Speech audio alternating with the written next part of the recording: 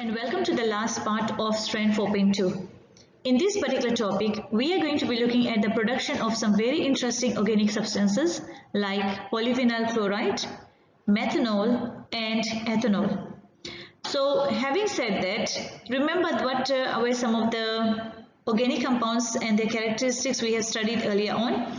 We looked at the chemistry of alkane, alkene, alkyne, alcohol, carboxylic acid and esters.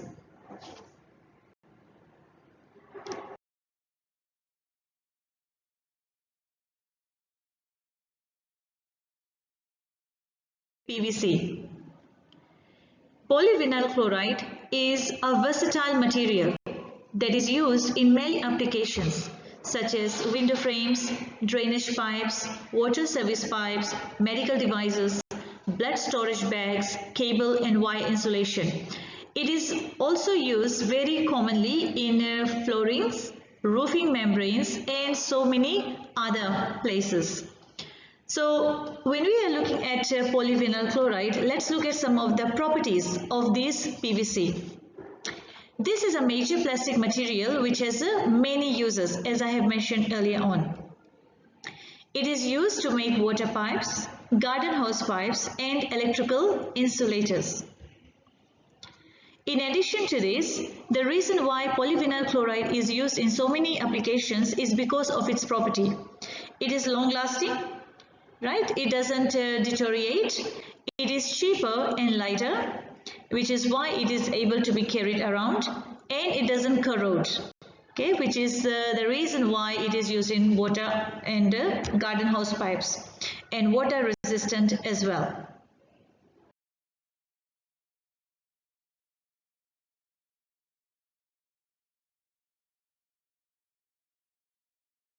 PVC can be derived from ethene.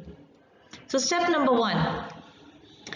Ethene and chlorine are reacted in an addition reaction to form 1,2-dichloroethane as shown here in the diagram. So this reaction is an addition reaction where the double bond is breaking into single bond and each chlorine is added to each of the carbons. So the product now we have is 1,2-dichloroethane, which is a type of alkyl halide. In step number 2, this 1,2-dichloroethane is now heated under high pressure so that the chloroethene double bond can be formed. So in this case, the 1,2-dichloroethane, when it is heated, each carbon is going to lose one of the atoms and the other carbon is going to lose the H. So when that happens, there is a double bond formed in the carbon molecule and the byproduct is hydrogen chloride. So this compound that is formed here is known as chloroethene. Chloroethene is also known as vinyl chloride, which is a monomer of PVC.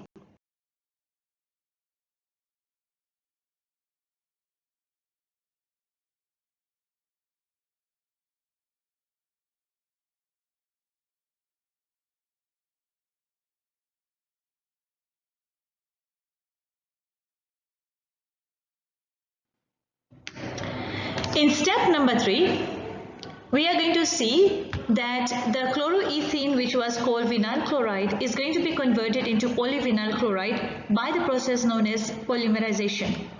Now in this process, the vinyl chloroethene is going to attach to another vinyl chloride until it forms a long chain of PVC. So this method of adding the monomer together to form a polymer is called polymerization. The double bond is going to break into single bond. And notice that the atoms that are attached to the carbon is remaining the same. So the chlorine that is attached to this carbon is remaining the same here. So is the hydrogen. This particular carbon has 2 hydrogens which remain there attached to the carbon. So once the double bond is broken into single bond, the monomers join with each other. The chloride, the copper chloride that is used is acting as a catalyst. So as more monomers are added, the chain is going to keep on increasing. Notice what is happening here. This particular carbon, after the double bond is broken, will be bonded to this carbon. And in the process, the long chains are created.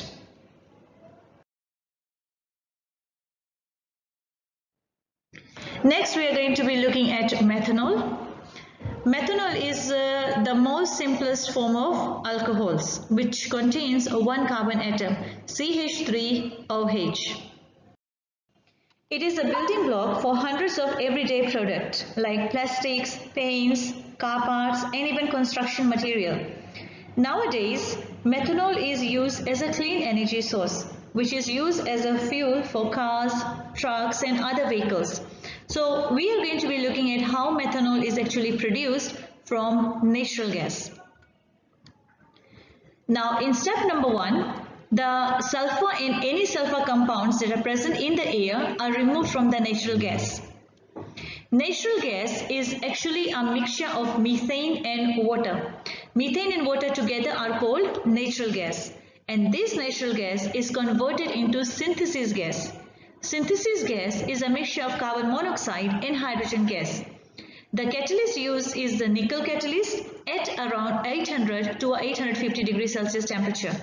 So you can see how the process of steam reforming takes place when natural gas is converted into synthesis gas. So this is the steam reforming. This is the natural gas in the presence of a nickel catalyst, and the right temperature, the synthesis gas is produced.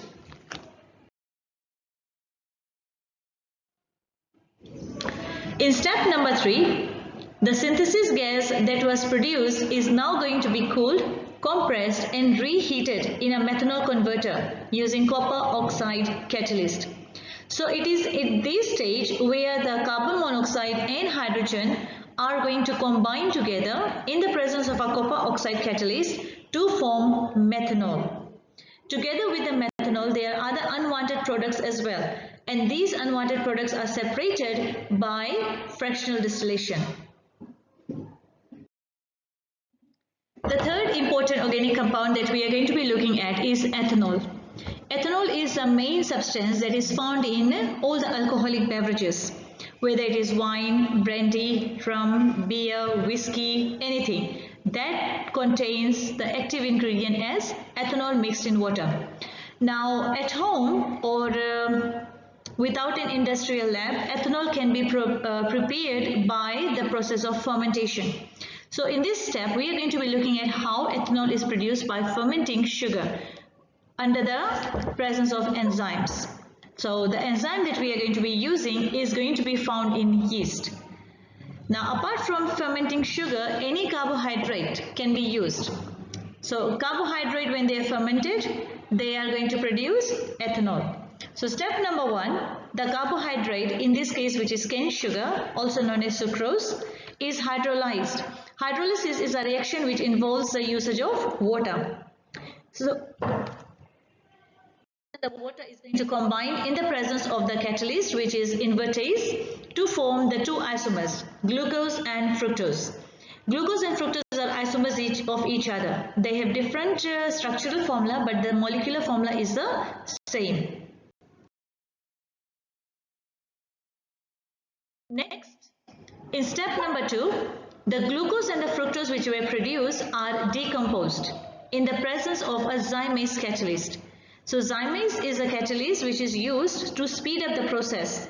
So glucose undergoes a decomposition reaction to produce ethanol and carbon dioxide. And in step number 3, whatever unwanted materials are dissolved with the alcohol are removed by the process of fractional distillation. Fractional distillation makes use of the different boiling points in the mixture, and this particularly separates the compounds out and yields a 96% ethanol.